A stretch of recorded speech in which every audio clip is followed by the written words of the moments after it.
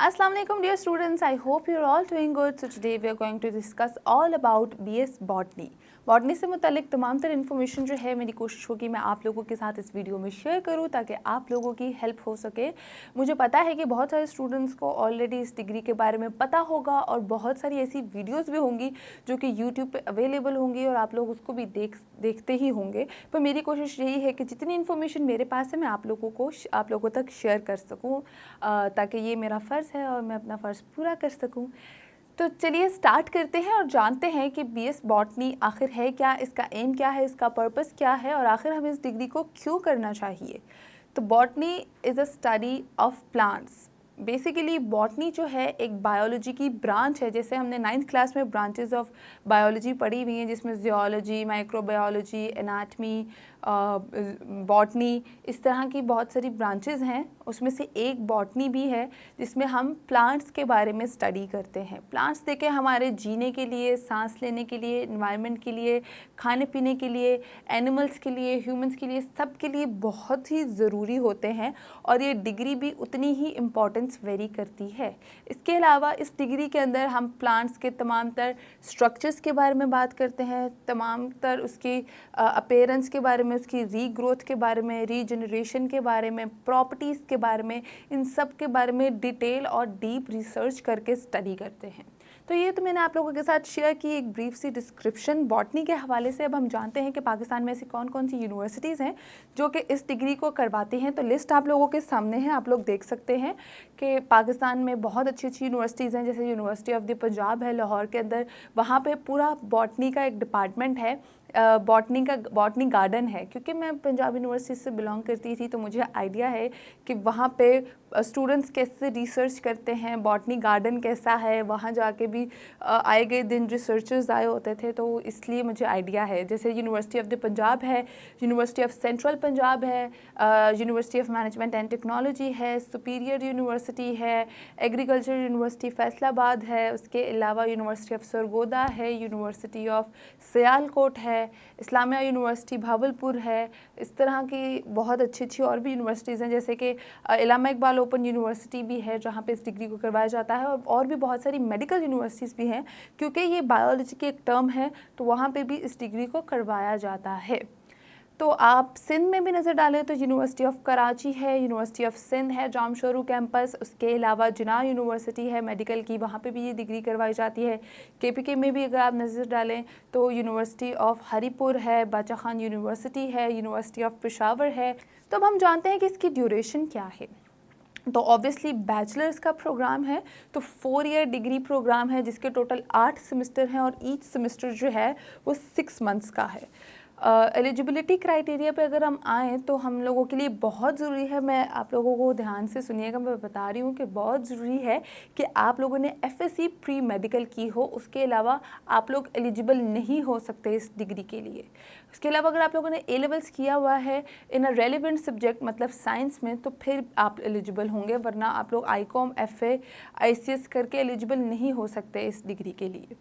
अब हम आगे बढ़े और जानते हैं कि इसका फ़ीस स्ट्रक्चर क्या है। कि जैसे कि हमें पता है कि पब्लिक और गवर्नमेंट यूनिवर्सिटीज़ की फ़ीसेस मुनासिब होती हैं, तो वहाँ पे जो फ़ीस है अप्रॉक्सीमेटली आप लोगों को पर सेमेस्टर के हिसाब से 45,000 टू 50,000 या 40,000 से लेकर 50,000 आप लोगों को कॉस्ट करेगी।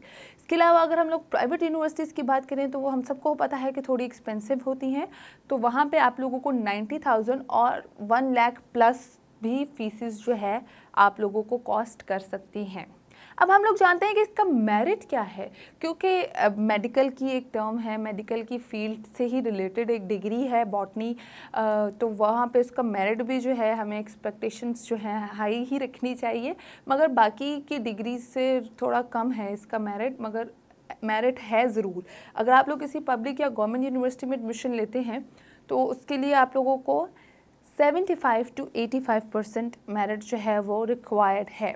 उसके अलावा एग्रीगेट फार्मूला होता है पब्लिक और गवर्नमेंट यूनिवर्सिटी का, जैसे कि आप लोगों के 20% मार्क्स जो हैं मैट्रिक के काउंट होते हैं, 80% इंटरमीडिएट के काउंट होते हैं। उसके अलावा इसका एक एंट्री टेस्ट होता है, जैसे MD कैट का टेस्ट होता है, उसी तरह नम्स का MD कैट का टेस्ट होता है। हर यूनिवर्सिटी का, गवर्नमेंट यूनिवर्सिटीज़ का अपना टेस्ट होता है। तो इट इज़ वेरी इंपॉर्टेंट कि आप लोग टेस्ट की प्रिपरेशन करें और एंट्री टेस्ट में भी अच्छे मार्क्स लेके इस डिग्री का एग्रीगेट बना के परसेंटेज जो है 75 टू अप टू 80% जो है वो कैलकुलेट करें और आप लोग एडमिशन के लिए फिर एलिजिबल हो सकते हैं। प्राइवेट यूनिवर्सिटीज़ के लिए ज़रूरी है कि आप लोग 50 टू 60% मार्क्स इसमें लें।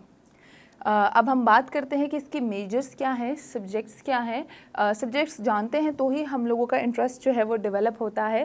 तो मैं आप लोगों को बताऊं कि इसके अंदर हम ऑर्गेनिक केमिस्ट्री पढ़ते हैं, इनऑर्गेनिक केमिस्ट्री पढ़ते हैं, प्लांट्स जेनेटिक्स पढ़ते हैं, जर्नल बायोलॉजी का एक सब्जेक्ट पढ़ते हैं, बॉटनी फिजियोलॉजी पढ़ते हैं, बोटैनिकल के कुछ रिलेटेड सब्जेक्ट्स पढ़ते हैं, जैसे बोटैनिकल इकोलॉजी, बोटैनिकल फिजियोलॉजी, इस तरह के, जैसे बायोकेमिस्ट्री। तो इस तरह के रेलिवेंट सब्जेक्ट्स जो हैं वो हम लोग पढ़ते हैं इस डिग्री के अंदर।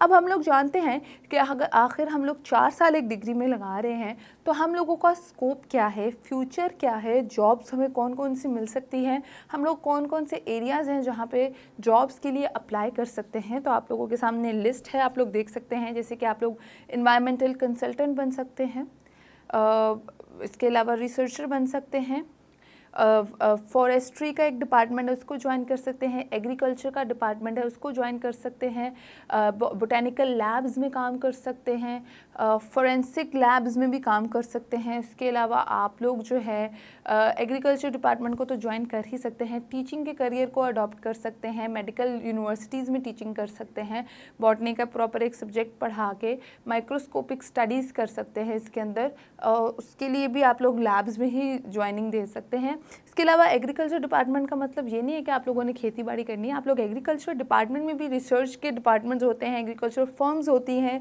जहां आप लोग ज्वाइनिंग कर सकते हैं, रिसर्चर के तौर पे बन सकते हैं। उसके अलावा अगर आप लैब्स में काम करते हैं तो उसकी भी काफ़ी सब डिवीज़न है, जैसे आप लोग जो है नए स्पीशीज़ को इन्वेंट कर सकते हैं, ऑलरेडी एग्जिस्टेंस प्लांट्स के ऊपर रिसर्च कर सकते हैं, उसके फ़ायदे बता सकते हैं।